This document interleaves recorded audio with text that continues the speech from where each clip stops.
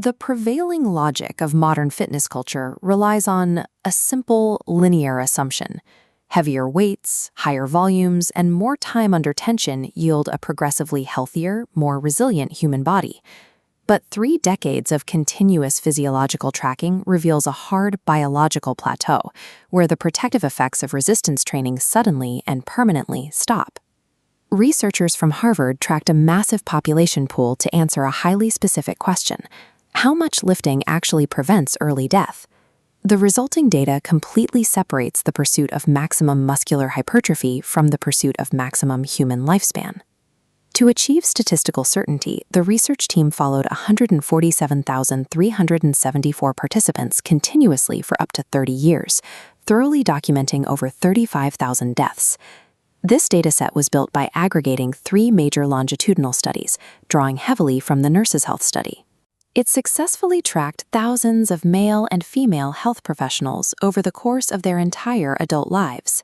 Prior research largely relied on single snapshot surveys, asking people once about their gym habits and assuming the pattern held permanently.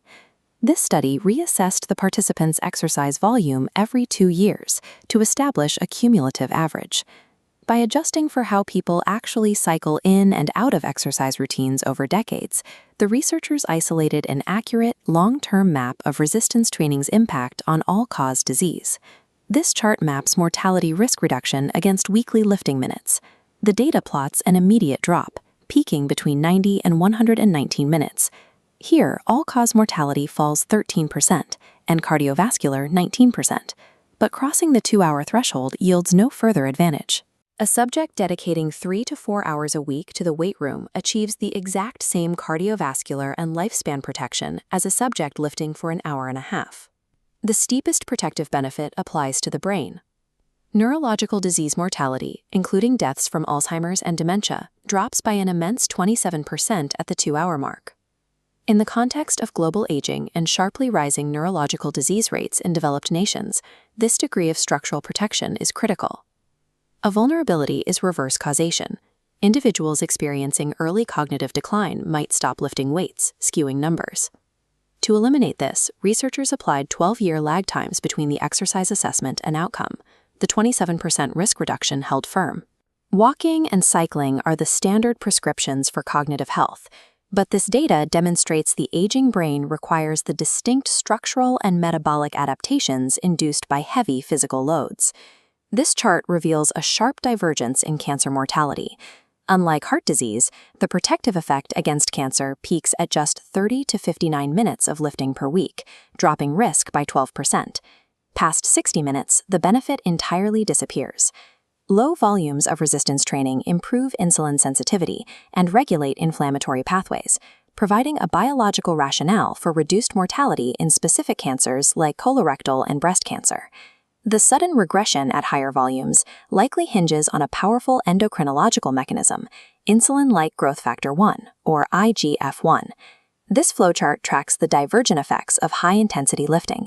Intense resistance training reliably elevates IGF-1 levels. In one pathway, this drives necessary muscular hypertrophy. In the other, elevated IGF-1 is linked to an increased risk of cellular tumor proliferation. The biological mechanism required to continuously pack on muscle mass in older adults simultaneously feeds the pathways that elevate their cancer risk. This matrix compares the isolated effects of weightlifting against standard aerobic activity. The vertical axis measures resistance training, while the horizontal axis segments cardiovascular effort into low, moderate, and very high volumes. Aerobic exercise at any meaningful level lowers mortality risk by 26 to 43%. Minute for minute, it provides a heavier baseline shield against early mortality than weightlifting alone.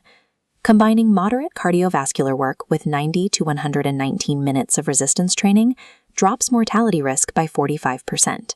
But at extreme output, running 35 miles a week, adding resistance training produces exactly 0 additional longevity benefit. For the vast majority of human beings operating below elite endurance volumes, integrating both modalities mathematically outperforms relying on either one in isolation. Translating that 90 to 119-minute sweet spot into a real-world protocol requires very little time.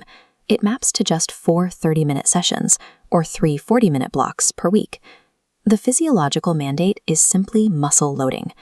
Bodyweight exercises, kettlebells, resistance bands, and free weights all trigger the necessary structural adaptations. A 5-day hypertrophy split designed to maximize physical size, or an intensive athletic regimen, follows a dose-response curve tailored strictly for performance. It does not correlate with maximum lifespan extension.